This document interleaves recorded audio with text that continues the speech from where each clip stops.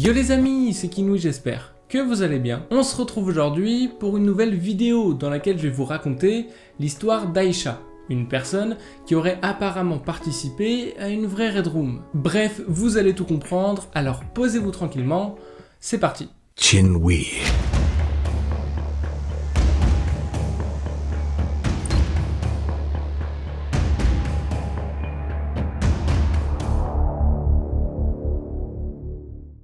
Alors pour vous remettre rapidement dans le contexte, il y a quelques jours je me baladais tranquillement sur le dark web pour trouver un sujet de vidéo à tourner. Et à un moment, je suis tombé sur un forum sur lequel les utilisateurs du dark web expliquent leurs propres expériences, ce qu'ils avaient pu vivre dessus ou voir tout simplement. Et bien sûr, la plupart du temps, les témoignages sont vraiment horribles. À un moment donné, je suis tombé sur le témoignage d'une certaine Aïcha888 qui nous expliquait qu'elle avait vu de ses propres yeux une Red Room. Alors évidemment, des témoignages comme celui-ci sur le dark web, il y en a énormément, ce qui fait que très souvent ce sont des faux. Mais là, les paroles d'Aïcha étaient d'une telle précision que son histoire était très crédible, et donc on en a pas mal entendu sur le dark web. Et c'est pour ça que j'ai décidé de vous la raconter aujourd'hui. Alors déjà, les Red Room, pour ceux qui ne connaîtraient pas, c'est tout simplement de la torture en direct sur le dark web. Donc quelqu'un qui kidnappe une personne et qui lui fait subir des trucs horribles, pendant que des adeptes de la torture payent pour regarder. Alors évidemment, il y a énormément de choses à dire sur les Red Room, mais j'ai déjà fait une vidéo complète sur ma chaîne pour en parler, du coup je vous invite à aller la voir si vous ne l'avez pas déjà vue, je vous mettrai le lien dans la description, et aussi en haut à droite de votre écran, vous pouvez cliquer sur le petit i et aller la regarder. Bref, Aïcha commence son histoire en disant qu'à la base, elle ne connaissait pas vraiment le dark web, et les dangers qui vont avec. Mais un soir, alors qu'elle était chez un ami à elle, ils décident tous les deux de se rendre sur le dark web, pour justement découvrir un peu ce que c'est réellement. Ils commencent alors à se renseigner un petit peu, à visiter quelques sites, etc. Et à un moment, ils tombent sur un site de chat aléatoire. Donc en gros, un site sur lequel tu peux communiquer par écrit avec une personne au hasard dans le monde, n'importe qui. Sauf qu'il faut pas oublier une chose, c'est que là, on n'est pas sur Omegle, hein. On est sur le dark web, et sur le dark web, on peut vraiment rencontrer des fous. À un moment, Aïcha et son ami font la rencontre d'un certain Ben. Et Ben est un peu différent des autres personnes qu'ils ont pu rencontrer sur ce site, parce que lui, il est très gentil, et il a l'air d'être très compréhensif, dans le sens où il comprend qu'Aïcha et son ami sont nouveaux, et qu'ils ne connaissent rien au dark web. Ben leur explique alors quelques connaissances de base qu'il faut savoir pour ne pas se faire arnaquer sur le dark web ou pour ne pas prendre trop de risques, et à un moment, il leur dit « D'ailleurs, on commence notre spectacle avec des amis dans 20 minutes. Si vous êtes chaud, vous pouvez le suivre en direct sur ce site. » Et bien sûr, naïfs comme ils sont, Aïcha et son ami décident de cliquer sur le lien, et à partir de ce moment-là, ils se retrouvent donc, sans le savoir, sur le site d'une Red Room. Tout est très cliché, il y a une fenêtre rouge au milieu d'une page toute noire avec un compte à rebours de 20 minutes. Et évidemment, Aïcha et son ami ne savaient pas du tout sur quoi est-ce qu'ils allaient tomber. Et croyez-moi qu'ils auraient préféré ne jamais le savoir. Une fois le compte à rebours terminé, un live se lance et ça y est, le spectacle commence.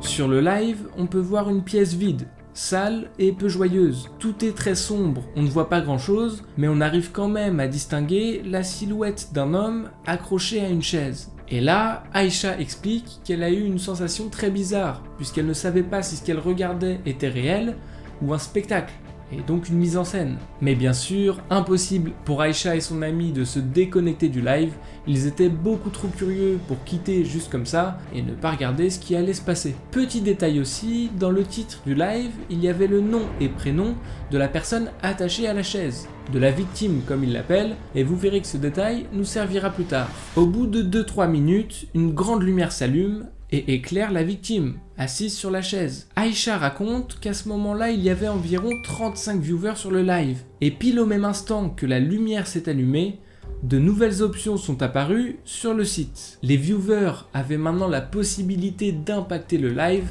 en faisant des choix parmi plusieurs propositions. Par exemple, Aïcha explique qu'elle avait tout d'abord le choix entre soft ou hard. Alors bien sûr, elle ne savait pas vraiment à quoi faisaient référence ces deux mots, étant donné qu'il n'y avait pas trop de contexte derrière, Mais bon, elle avait la possibilité de cliquer, et donc avec son ami, ils ont décidé de cliquer sur Hard.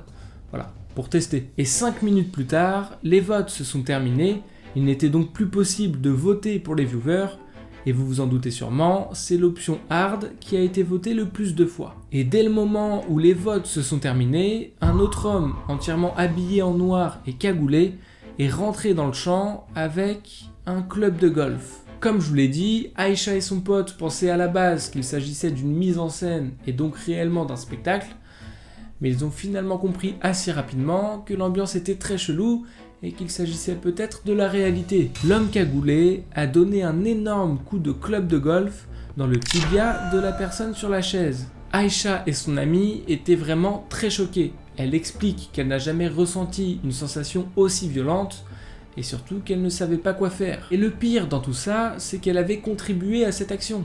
Puisque je vous le rappelle, tout à l'heure, elle avait sélectionné la case Hard. Bien sûr, ils ont directement fermé l'ordinateur en se disant qu'il fallait à tout prix quitter ce live horrible, mais Aïcha a eu une très bonne réflexion. Elle s'est dit qu'il fallait peut-être rester sur le live afin de tout faire pour sauver le mec, puisque s'il choisissait les options les moins violentes, peut-être qu'il pouvait l'aider. Et effectivement, à leur échelle et à l'instant T, c'est vrai que c'est peut-être la meilleure solution, parce que c'est pas en appelant la police que ça va sauver le gars qui se fait torturer quoi. Aïcha a donc rouvert l'ordinateur et est retournée sur le live de la Red Room.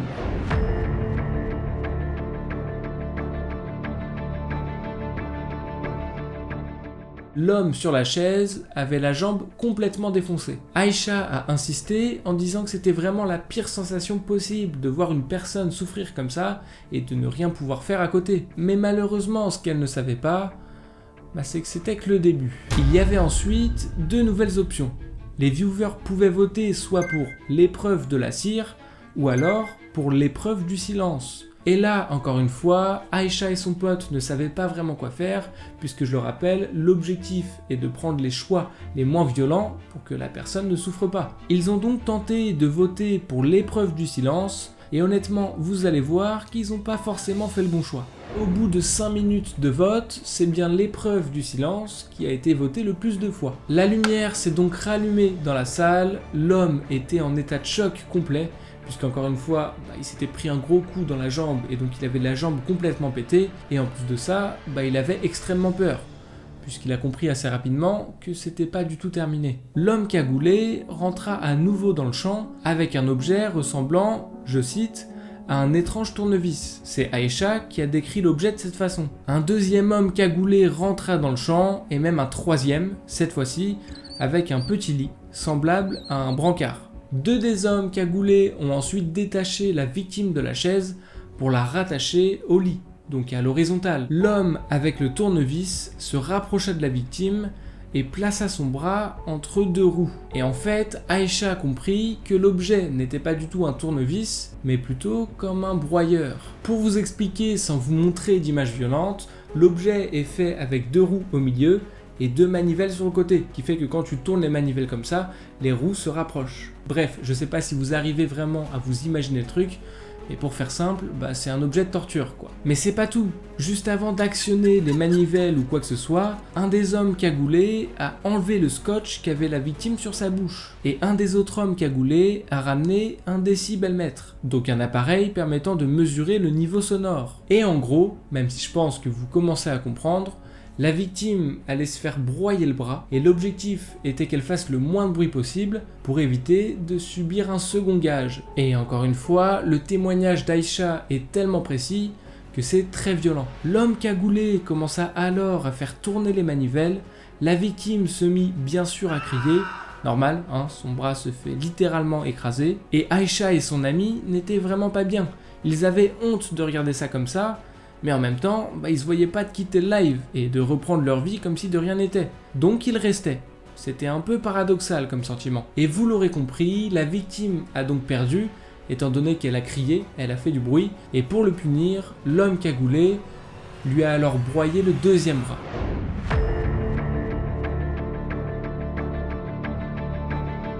Troisième épreuve, si on peut appeler ça comme ça, toujours pareil, avec deux choix sur le site, d'un côté une case A et de l'autre une case B. Et là, Aïcha a rapidement compris qu'il s'agissait d'une épreuve de hasard complet, c'est-à-dire que même si elle voulait bien faire, elle n'avait aucune possibilité d'y arriver. Avec son ami, ils ont décidé de ne pas voter et de laisser le hasard faire les choses, en espérant que tout se passe bien cette fois-ci. Et après 5 minutes, les votes se sont arrêtés, et c'est l'option B qui a finalement été le plus votée. La lumière s'est à nouveau allumée dans la salle, et un homme cagoulé est ensuite rentré dans le champ avec 2 enveloppes, une enveloppe A et une enveloppe B. La victime, elle, n'avait évidemment pas du tout eu accès au vote des viewers, et donc ne savait pas s'ils avaient choisi le A ou le B.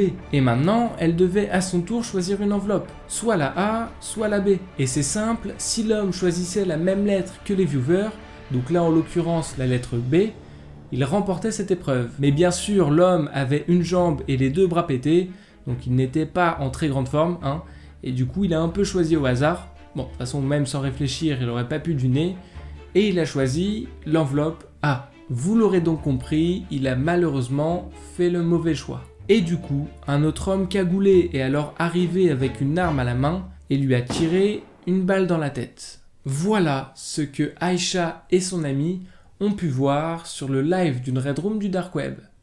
Mais attendez, parce qu'en réalité, l'histoire ne s'arrête pas là. Vous vous souvenez tout à l'heure, je vous ai dit qu'il y avait le nom et prénom de la victime sur le live. Aïcha a alors décidé de taper le prénom et le nom dans Google pour faire une recherche comme ça, et elle s'est rendue compte que la victime en question avait elle-même déjà commis un meurtre auparavant. La personne qui s'est faite tuer pendant le live de la Red Room était elle-même un tueur. Alors bien sûr, ça n'excuse en rien la torture et tout ce qui s'est passé, mais ça a permis à Aïcha de comprendre la vérité sur tout ça. L'organisation qui s'occupe de cette Red Room ne torture apparemment que des personnes ayant déjà fait du mal envers d'autres personnes. Et ça, il y en a apparemment beaucoup sur le Dark Web. Les personnes ayant commis des assassinats ou des crimes tout aussi horribles sont elles-mêmes des cibles pour des tueurs spécifiques. Sur le Dark Web, il y a beaucoup de justiciers faisant leurs propres lois et s'occupant de punir eux-mêmes les méchants. Et donc là, certaines personnes ont décidé de punir un tueur